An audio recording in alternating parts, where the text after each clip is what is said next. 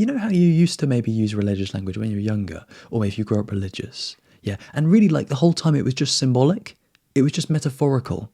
You didn't actually experience the things he was saying. But what's cool is after you have spiritual awakening and various shifts in your consciousness, it comes to life. You understand it experientially. It's real. It's like, wow, oh, I get it now. Before it was all dry and boring and just language based and you didn't really know what it meant. It didn't really resonate. You didn't feel it, right? For something to be alive within you, you have to feel it.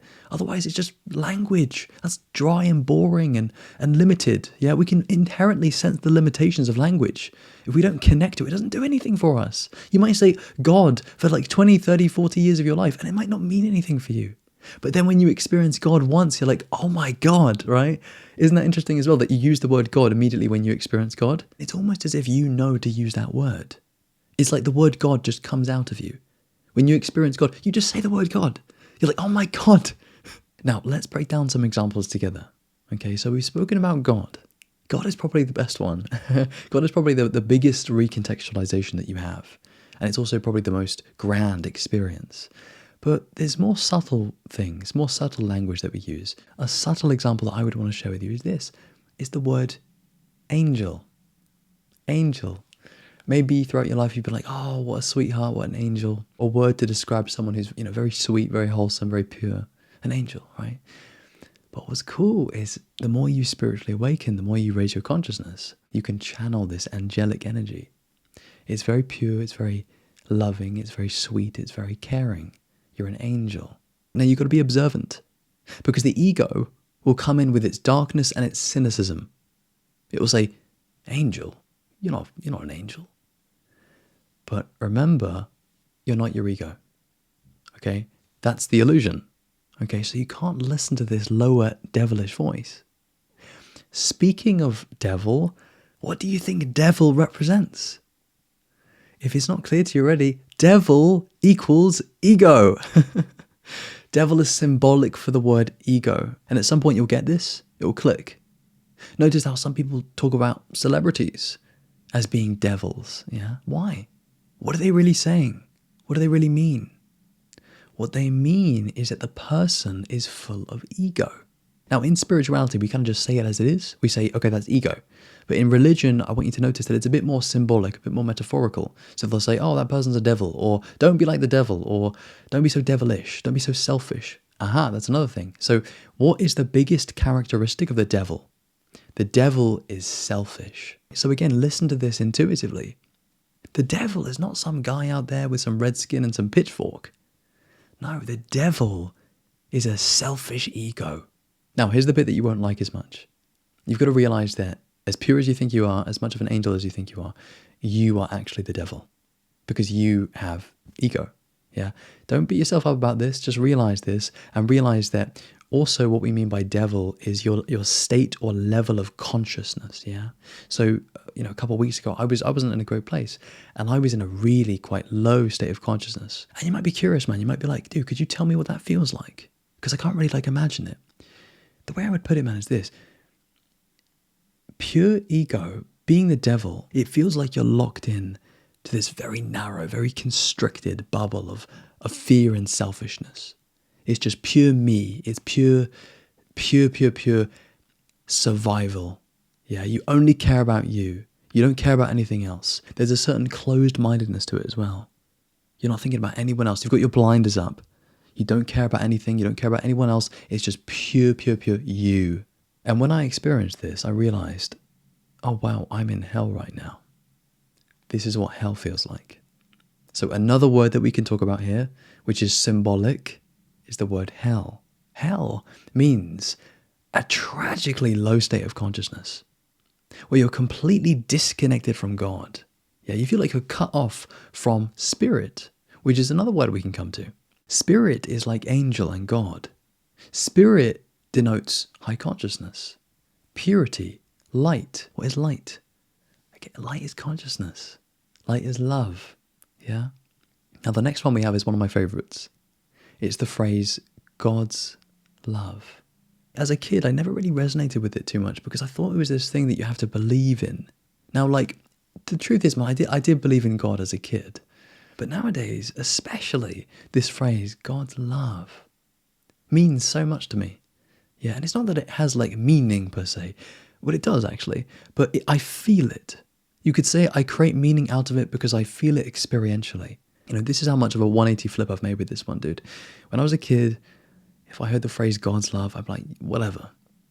Whereas now, I say that to myself, looking myself in the eyes every single morning. And I feel God's love. When I place my hand on my heart, I get very still and I feel God's love. Now, what about the next one?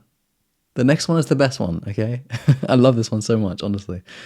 The next one is the phrase, bless you. Yeah? So how this happened for me, how I realized that this was religious language that really means something spiritual, was one day I was on a bus. I saw someone sneeze. And then I saw someone say, oh, bless you, bless you. And I just like really sat there like, bless you. Wait, so they're saying bless you. They're blessing the person. Why are they blessing the person? And I just sat there thinking to myself, contemplating, because that's what you do, you contemplate. And I realized that when the person sneezes, you could say what the person is doing is they're temporarily in their real low animal self. Because when you sneeze, that's not your God self per se doing it. It's like you're just being an animal for a second. And so what I realized intuitively is that the person, when they say bless you, they're blessing you with consciousness. They're saying, oh, I hope you're okay. I hope you're that low state of consciousness that was very temporary. Hope it wasn't too bad. Bless you. Let's bring you back up. Yeah? Because you were in your animal self just there. Let me bless you there for that involuntary animal behavior, that animal activity. It's almost like they're saying, you lost yourself for a second there. You turned into an animal there for a second. You turn into your body there for a second. You are not flesh. Yeah, and I know people speak about this word flesh as well, man. Like, what does that really mean? Flesh basically means form. And as a human being, for you to be here, you have to be formed and finite. So you have to be in your body, yeah? And because you're formed and finite and flesh, it would appear as if you're separate from God. But that's not true. See, that is the illusion. That's what keeps you more asleep. And maybe we could say, ready, why is, the flesh so bad? Why is acting with sort of your flesh so bad? It's because you're acting with your form that makes you more low consciousness and makes you seemingly further from God.